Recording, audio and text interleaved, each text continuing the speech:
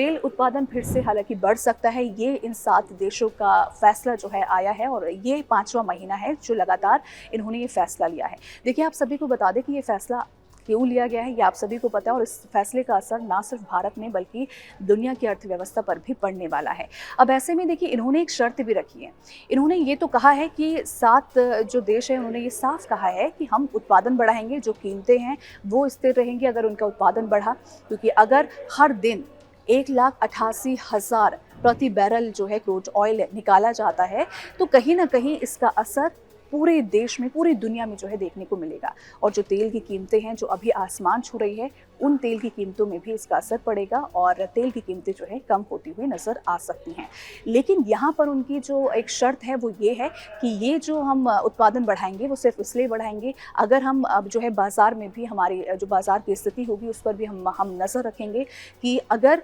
बाज़ार में जो है मांग उम्मीद से कम है तो हम यहाँ पे उत्पादन नहीं बढ़ाएंगे। और अगर एक बार फिर से वॉर की स्थिति बनती है, क्योंकि आप सभी को पता है कि अमेरिका और ईरान के बीच जो पीस डील थी वो पीस डील अभी बरकरार है और ऐसे में अभी वॉर के चांसेस कम नजर आ रहे हैं। लेकिन ये शर्त जो है इन 7 जो ओपेक में 7 देश हैं उन्होंने यहाँ पे रखी हैं और उन्होंने ये साफ कहा है कि अगर दोबारा से वॉर होती है तो हम उत्पादन बढ़ाने का बिल्कुल भी नहीं सोचेंगे। तो ऐसे में ये काफ़ी शर्तें हालांकि इन्होंने रखी हैं। देखिए, धीरे धीरे करके हम आपको वो भी बताएंगे कि ओपेक जो है, यानी कि organisation of the petroleum exporting countries, ये जो ऑर्गेनाइजेशन है, ये जो संगठन है, उसमें 22 देश कौन से हैं और कौन से वो 7 देश हैं जिन्होंने ये बड़ा फैसला लिया है। कच्चे तेल की कीमतें घटेगी और आप सभी को पता है कि इंटरनेशनल मार्केट में अगर क्रूड ऑयल की कीमतें घटेगी और उत्पादन बढ़ेगा तो जाहिर सी बात है कि दुनिया की जो अर्थव्यवस्था है, यानी कि जो दुनिया की जो इकोनॉमी है उस पर भी इसका असर पड़ेगा और हमारे देश यानी कि भारत में पेट्रोल और डीजल की जो कीमतें हैं उस पर भी इसका असर पड़ेगा और कीमतें जो है घट सकती हैं। हालांकि ये डिपेंड करता है सरकार की नीतियों पर, वैट पर, जीएसटी पर कि कितना पेट्रोल हर एक स्टेट में जो है कितना मिलता है, कितने का मिलता है। लेकिन अगर हम इंटरनेशनल मार्केट की बात करें तो क्रूड ऑयल की कीमतें अगर घटेंगी तो कहीं ना कहीं भारत पर इसका काफ़ी ज़्यादा असर पड़ेगा और जो अभी हम मार झेल रहे हैं, महंगाई की मार, जो पेट्रोल डीजल इस हद तक महंगा हो गया है क्योंकि वॉर की वजह से, उस पर असर जो है पड़ेगा और कहीं ना कहीं राहत एक तरीके से मिल सकती है। देखिए, कौन से देश इसमें शामिल हैं हम उसका भी जिक्र करेंगे क्योंकि 7 देशों का हमने तो जिक्र कर लिया। लेकिन सबसे अहम बात यहाँ पे हो जाती है कि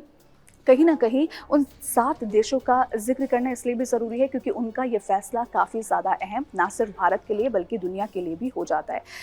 सबसे पहले हम बात करें ओपेक के उन 22 देशों की, तो सऊदी अरब तो इसमें है ही, मैंने आपको बता दिया। Iraq, Iran, Kuwait, United Arab अमीरात यानी कि यूएई, इसमें Algeria, Libya, Nigeria, Venezuela, Gabon, Republic of Congo और इक्वेटोरियल गिनी। इसी के साथ साथ 10 गैर ओपेक प्लस ग्रुप की हम बात करें तो इसमें रशिया है, कजाकिस्तान है, ओमान, अजरबैजान और बहरीन, ब्रुनेई, मलेशिया, दक्षिण सूडान और मेक्सिको। देखिए, ये जो आप ज़्यादातर देश अगर आप देखेंगे तो ये गल्फ़ कंट्रीज़ ही हैं जहाँ पर तेल का उत्पादन